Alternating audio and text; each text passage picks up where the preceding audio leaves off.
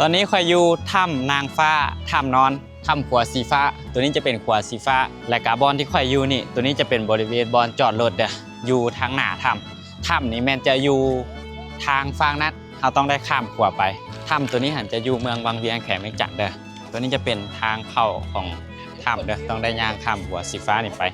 อยู่นี่จะเป็นบอนซื้อปีเด้อการที่เราจะเข้าถ้ำต้องได้ซื้อปีเข้าถ้ำอยู่นี่มันจะมี2ถ้ำคือถ้ำนางฟ้ากับถ้ำนอนนี่จะเป็นน้ำเราต้องได้ขี่กงเบงเข้าไปส่วนถ้ำนางฟ้าแม่นเราต้องย่างขึ้นมันจะอยู่เทิงบกถ้ำตัวนั้นตอนนี้ข่อยกำลังย่างข้ามขวาสีฟ้าขวาในตำนานขวาที่ไผ่ต่อไผ่ก็ต้องรู้จักเมื่อก่อนสถานที่แห่งนี้เป็นสถานที่ที่ได้รับความนิยมสูงและคนก็มาหลายปัจจุบันก็มีนักท่องเที่ยวเดินทางเข้าออกในระหว่างมื้อก็ตลอดเวลาเลยคนมาก็ค่อนข้างหลายถึงแม้ว่ามันจะมีจำนวนที่ลดลงกว่าแต่กี้แต่ก็ยังมีจำนวนที่หลายอยู่ย่างวิดขวามาอยู่นี่ก็สิเป็นร้านอาหารก็สิเป็นบอนนั่งลักษณะแบบนี้ทั้ง2เบื้องก็สิมีร้านอาหารคือกันตัวนี้ก็สิเป็นคล้ายๆคาเฟ่มีพวกกาแฟอย่างต่างๆลักษณะก็จะเป็นประมาณนี้ตัวนี้จะเป็นถ้ำนางฟ้าต้องได้ย่างขึ้นไปเทิงพุ่นส่วนถ้ำนอนแมนเฮาต้องได้เข้าทางนี้ขี่มักเบ่งเขาบริเวณนี้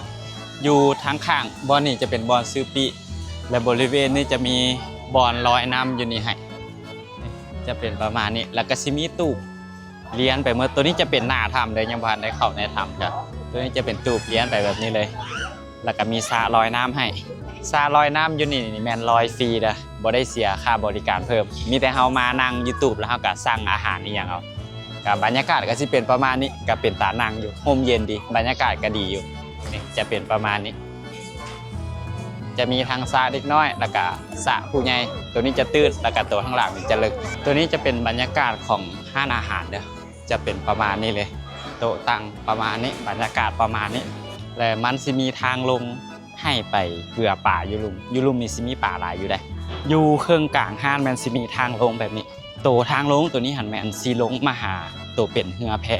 ตัวเป็นเหือแพคืออยู่ทางหลังข่อยย่างมาสุดตัวเป็นห้านอาหารบอนนี่แมนจะเป็นบอนขี่สลิงอยู่นี่หันจะมีกิจกรรมหลายอย่างบ่ว่าจะเป็นการเข้าถ้ำการพายเรือคายักแล้วก็ขี่สลิงเนี่ยข่อยยังบ่เคยขี่จักเทื่ออยู่ภายในบริเวณอ้อมข้างของห้านอาหารก็สิเป็นส่วนสาธารณะแบบนี้เป็นข้าเจ้าจัดส่วนให้แบบนี้ตัวนี้จะเป็นทางขึ้นไปถ้ำนางฟ้าเนื้อที่ของถ้ำ2ถ้ำนี่คือถ้ำนอนกับถ้ำนางฟ้านี่จะมีเนื้อที่กว้างพอสมควรอยู่บริเวณทางลุ่มนอกถ้ำเด้อฉะนั้นมันมีเนื้อที่ให้เฮาย่างแบบนี้ตัวนี้จะเป็นบอนเข้าไปในถ้ำนอนอยู่บริเวณปากถ้ำนี่ก็สิมีมักเบงและก็เหือเพื่อที่จะเป็นพาหนะให้เฮาขี่